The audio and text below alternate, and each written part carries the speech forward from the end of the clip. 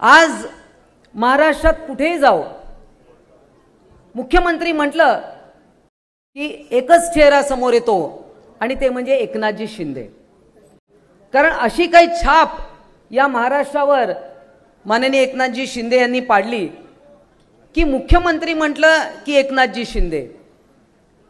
पण आता ते उपमुख्यमंत्री आहेत तरी आपल्यासाठी तेच मुख्यमंत्री आहेत आणि हे मला असं वाटतं कोणी हे सत्य नाकारू शकणार नाही. काल आदरणीय साहेब कुठे होते तर वाराणसीमध्ये होते. वाराणसीमध्ये जे आपले सर्व शास्त्राची पुस्तकं आहे आणि जे काही आपल्या सनातन धर्मातल्या ज्या काही विविध अभ्यासाच्या वेद असतील, आपले पुराण असतील, त्याचं एक मोठं म्युझियम तिकडे वाराणसीमध्ये झालं. साहेब तिकडे होते. त्याच्या 2 अगोदर कुठे होते तर कारगिलला होते, तिकडे लेह लडाखला. तिकडे देखील त्यांना बोलवलं होतं.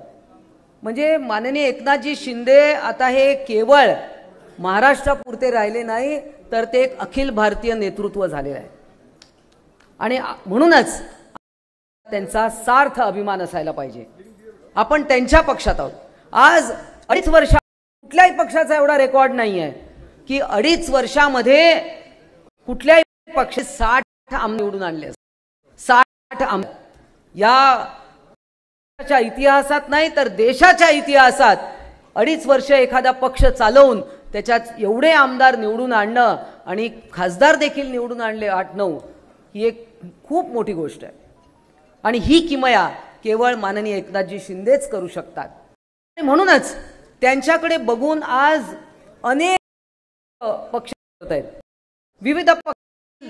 आपल्याला माहिती आहे सोलापूरचे सिद्धराम म्हेत्रे, अक्कलकोटचे पूर्वी ते आमदार होते, पहिले मंत्री देखील राहिले आहेत. पूर्वी त्यांचा देखील प्रवेश झाला. अनेक नगरसेवक, आजी माजी आमदार हे साहेबांच्या नेतृत्वावर विश्वास ठेवून आज आपल्याकडे येत आहेत. त्याचं कारण एकनाथ शिंदे हे परफॉर्मर आहेत. ते करून दाखवतात. ते बोलत नाही, बोलतात पण आणि करून पण दाखवतात. काही लोक नुसतेच बोलत होते, केवळ भाषिकवाद आणि विविध निर्माण करून कुठेतरी TRP मिळवायचा आणि सतत चॅनेलवर राहायचं. परंतु हा एक अशी व्यक्तिमत्व आहे की ते सतत काम करत असतात. आज योगायोगाने सुधीरभाऊ मुनगंटीवार विमानात होते. मनातून सगळे म्हणतात नाही आदमी होतो एकनाथ शिंदे जैसा. सगळेच बोलतात, सगळे नाव करतात. आणि म्हणून आपण लोकसभा जिंकलो. माननीय मोदी साहेब देशाचे पुन्हा एकदा पंतप्रधान झाले. आपण राज्य जिंकलं, महायुतीचं सरकार आलं. लाड बहिणी असतील, लाडक्या लेकी असतील, लाडका शेतकरी असेल, लाडका युवक असेल, अनेक योजना झपाट्याने सगळे इन्फ्रास्ट्रक्चरची कामं देखील पूर्ण होत आहेत. दररोज मोठ्या मोठ्या बैठका, मोठे प्रोजेक्ट्स हे सतत चालू आहे. आणि म्हणूनच लोकांचा ओघ या ठिकाणी वाढलाय. त्यांना वाटते नाही महायुतीमध्ये यावं. आज चंद्रिका पुरे साहेब देखील आपल्याकडे आले. ते तर खरे अगोदरच यायला पाहिजे होते, तर आज ते पुन्हा एकदा आमदार झाले असते. परंतु ठीक आहे, कधी कधी वेळ थोडी पुढे मागे होते. परंतु आता येणारी निवडणूक जी आहे ती तुमची आहे. येणाऱ्या महापालिका, नगरपालिका या सगळ्या आता आपल्याला लढायच्या आहेत आणि तो क्षण देखील लवकर येणार आहे. परंतु आपल्याला मात्र सतत लोकांच्या समोर जायचंय. केलेली कामं, महायुतीने केलेली कामं, या सरकारने केलेली कामं सतत लोकांच्या मनात बिंबत राहायची. आज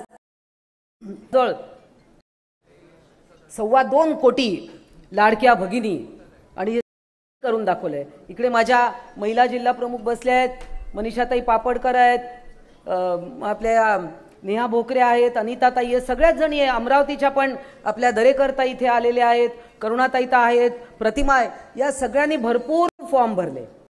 जवळजवळ 20-25 हजार महिला आघाडीने इथे फॉर्म भरले लाडक्या बहिणीचे.